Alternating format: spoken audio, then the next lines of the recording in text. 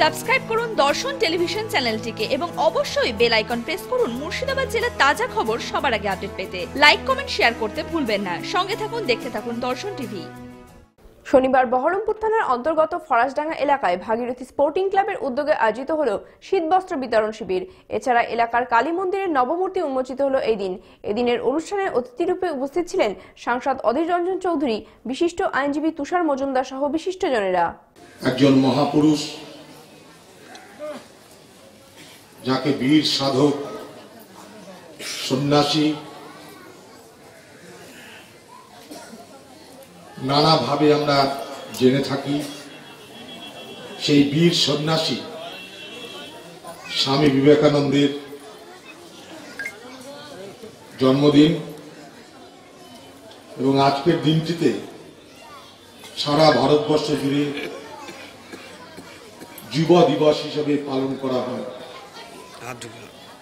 সেই যুব দিবসে এবং সেই পবিত্র দিনে, যেদিন বীর সন্ন্যাসী স্বামী বিবেকানন্দের জন্ম, সেই দিন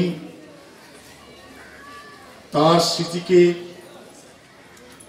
সম্মান জানিয়ে, তাঁর জন্মদিবসকে শ্রদ্ধা জানিয়ে ভাগীরথী স্পোর্টিং ক্লাব যে শীতবস্ত্র দানের আয়োজন করেছে, আমি মনে করি এর থেকে শুভ সময় আর কিছু হতে পারে না। হিরু হালদারদের মতন ছেলেদের সমাজে কেন প্রয়োজন আপনারা দেখতে পাচ্ছেন। হিরু হালদার কোনো কোটিপতি নয়, কোনো শিল্পপতি নয়, সে কোনো সভাধিপতি নয়, কোনো মন্ত্রী নয়, কোনো চেয়ারম্যান নয়, কিন্তু সে আপনাদের কথা ভেবেছে, কারণ তার মন তাকে ভাবতে বলেছে, তার মন তাকে ভাবতে বলেছে, তার মন তাকে উৎসাহিত করেছে যে গরিব মানুষের জন্য যদি কিছু করা যায়। হিরু হালদারের সঙ্গে এই ক্লাবের আরো যুবক, তারা সংঘবদ্ধ হয়ে আপনাদের জন্য লোকের কাছে ভিক্ষা চেয়ে তারা শীতবস্ত্রের ব্যবস্থা করেছে। ডোমকল পুরসভা মানুষের সাথে, মানুষের পাশে। জনস্বার্থে ডোমকল পুরসভা ও পুরপতি সৌমিক হোসেনের পক্ষ থেকে প্রচারিত।